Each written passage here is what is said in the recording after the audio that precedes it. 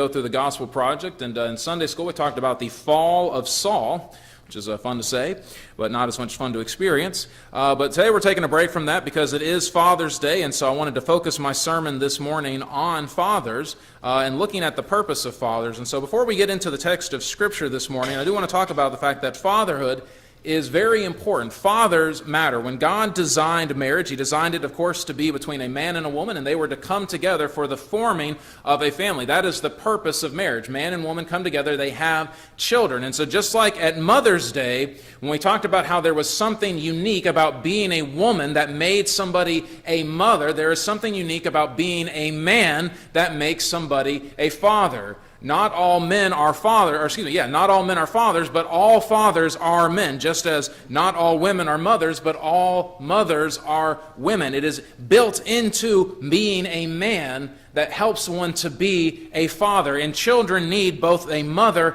and a father. Fathers are very important. In fact, there are a number of statistics that show this. If a father is not in the household, then the chances of the sons of that household getting involved in crime go up greatly. There's a much higher chance for sons who come from fatherless households to get involved in crime, to get involved in gang violence, if the father is not there. Likewise, there is a greater chance for poverty. If there's a fatherless household, there's a greater chance that the house will be more involved with poverty. There's also a greater chance that there will be future father houses. In other words, fatherless houses often perpetuate fatherless houses. This is the importance of fatherhood. Fathers are, in fact, so important that if you have an infant, studies have shown that without a father there, infants can have difficulty gaining weight sometimes. They seem to gain weight easier when there is a father. Of course, it is a lot easier on the mother as well. You have two people there in the raising of children. You have two people working together, so there's a lot of strife. So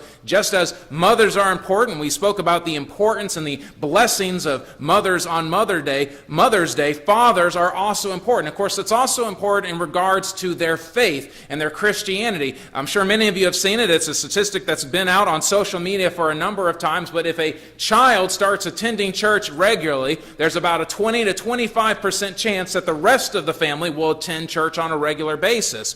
If a woman starts or a mother starts attending church on a regular basis, there's about a 65% chance that the rest of her family will start to attend that church on a regular basis. However, if a father starts to attend church on a regular basis, there is a 97% chance that the rest of the family will then attend church on a regular basis. If a father is attending the church on a regular basis, if the father has made God his king and he is attending there is a 97%, the highest of any other member of the family chance that the rest of the family will go and participate in worship. And of course, we can talk about the importance of going to church. Church helps to inform our moral understanding. It helps to inform our worldview. Of course, in it we hear the gospel of Jesus Christ preached to us, and all believers and unbelievers need to repeatedly hear that we have been forgiven, that Christ has died for us. And so fathers are very important. They are a vital part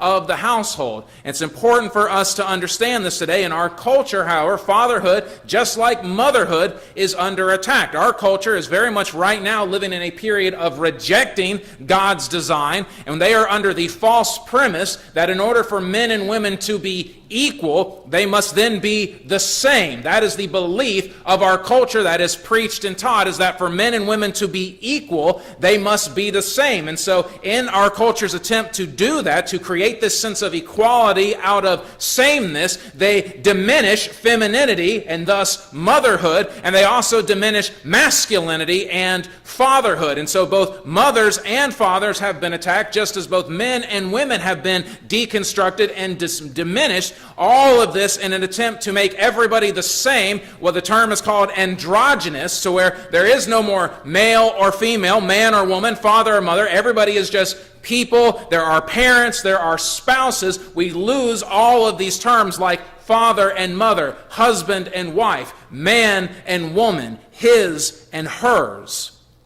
And so today we are pushing back against that, because when it says in the scriptures that when God made them, he made them male and female. Women, you have been created in a particular way. You are equal in value to men, but you are different from men. You are different in your body. You are different in your thinking. Men, likewise, you have been created in a particular way with a particular purpose. And of course, again, part of the creation mandate is to what? Is to be fruitful and to multiply and to subdue the earth. This is the calling for both men and women. And both men and women have their own understanding of the creation mandate, but they understand it differently.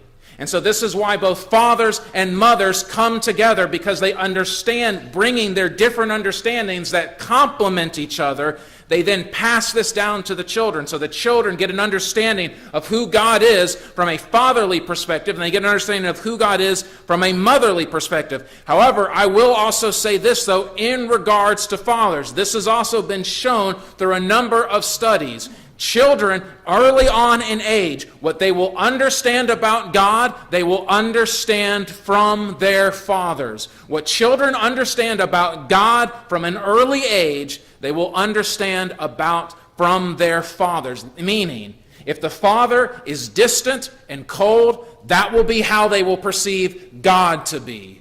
Likewise, if the father is very warm, if the father is very near, that is how they will perceive God to be. And if the father is not there at all, then that's how they will perceive God to be. Children at an early age get their understanding of who God is shaped in large part by the fathers. So fathers, you have a massive responsibility ahead of you.